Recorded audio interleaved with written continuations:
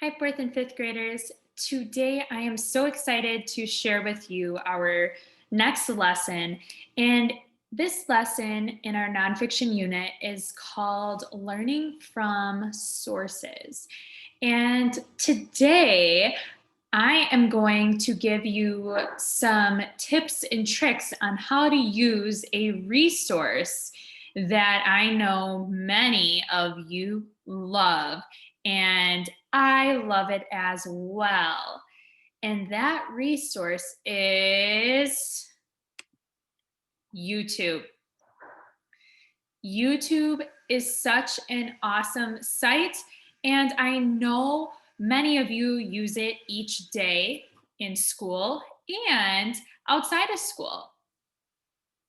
And I love YouTube as well. I feel like I watch YouTube all the time, whether I am doing things for school or if I am relaxing and watching some videos that interest me. So, some of the ways that I use YouTube in my personal life is I have some favorite channels, and as many of you know, I really like houseplants. And Plantarina has her own YouTube channel, and she gives a lot of tips and tricks on different types of plants. I love listening to music and getting ideas on new recipes and cooking tips.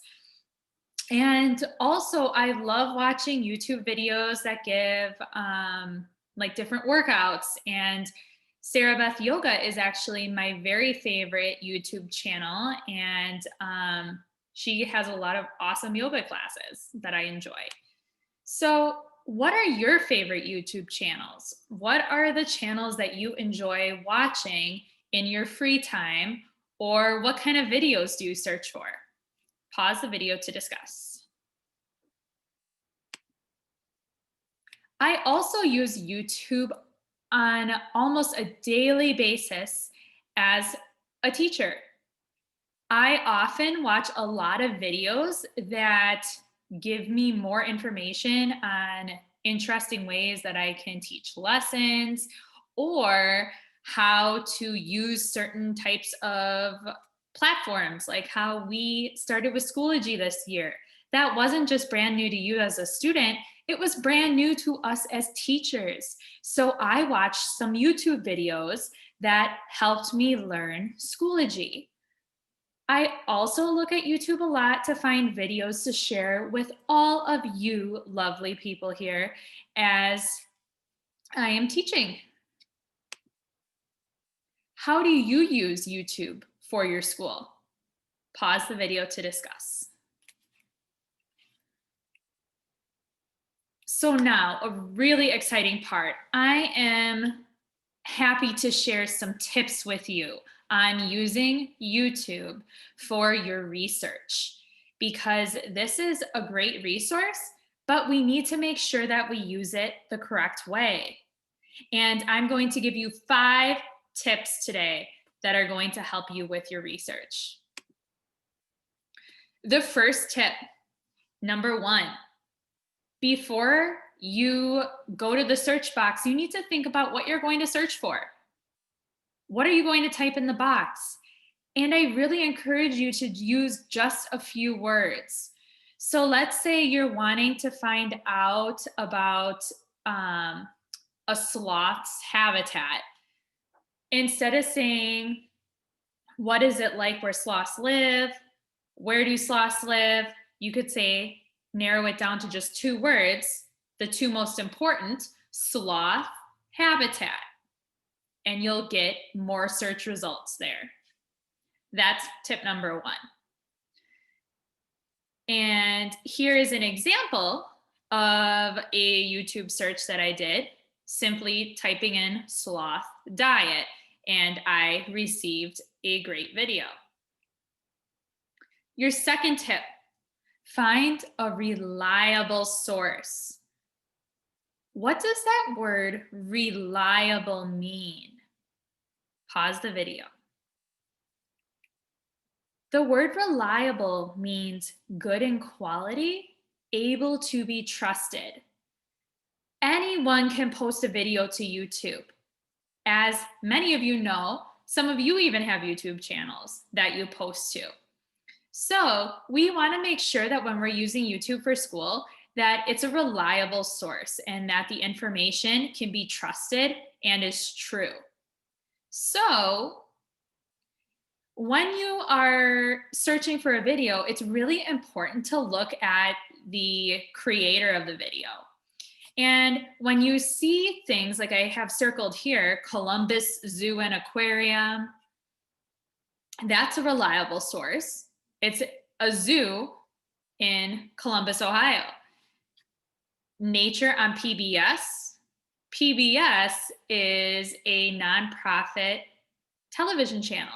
So another reliable source. My third tip for you, read the video description because it gives you a summary of what the video is going to be about. And otherwise, if you don't read that description, sometimes, like many of you have probably had happen in the past, you start watching a video and it's not what you're looking for, and you end up wasting a lot of time. So read that video description. So in this example, I know that this video is going to be about three-toed sloths are some of the slowest and seemingly laziest creatures in the world. Gives me an idea that this video is going to be about the three-toed sloth and how they are slow. The fourth tip for you, watch the video once straight through. This way you can just get an idea of the topic and you don't even have to think about taking notes yet. Just watch it straight through. After you've watched it once straight through, watch the video a second time. But this time, you should pause when you hear an important fact. And after you pause, you might even want to be able to rewind just a little bit to hear that fact again.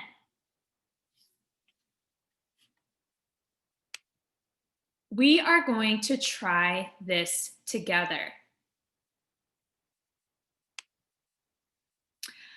I wanted to do a YouTube search for the topic of food chains because that is what you are going to be learning about today in inquiry for your chosen animal. So I want to learn more about a food chain in general.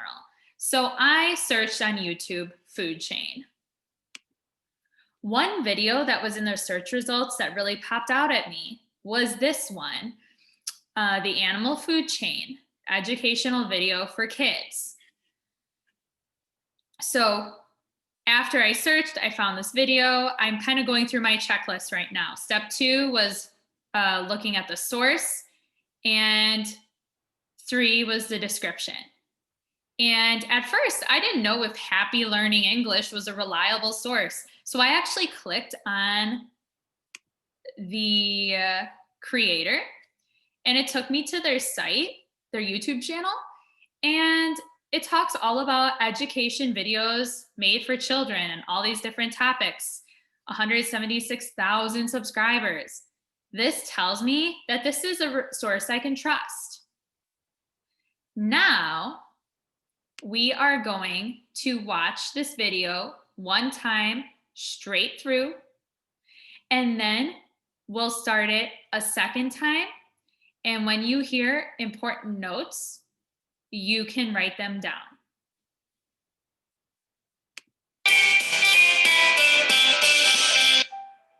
Hello friends, and welcome to a new Happy Learning video. Today we're going to learn about the animal food chain, also known as the trophic pyramid. Every living thing needs energy in order to live. And this energy is found in the food they eat.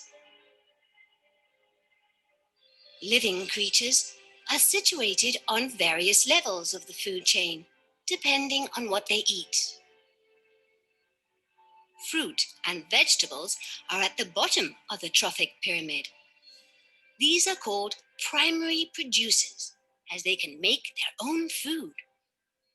They do this through a process called photosynthesis, which is a combination of the sun's energy with both water and nutrients obtained from the soil.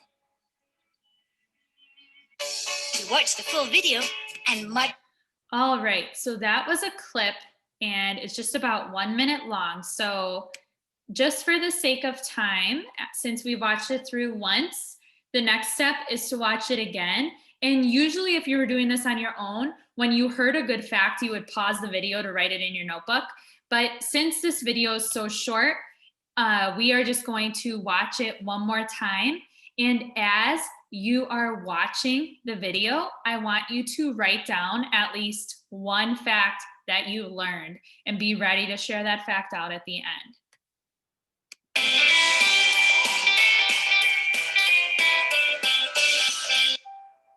Hello, friends, and welcome to a new Happy Learning video. Today, we're going to learn about the animal food chain, also known as the trophic pyramid. Every living thing needs energy in order to live. And this energy is found in the food they eat. Living creatures are situated on various levels of the food chain, depending on what they eat. Fruit and vegetables are at the bottom of the trophic pyramid. These are called primary producers, as they can make their own food. They do this through a process called photosynthesis, which is a combination of the sun's energy with both water and nutrients obtained from the soil. To watch So at this time, please pause the video to share out your fact.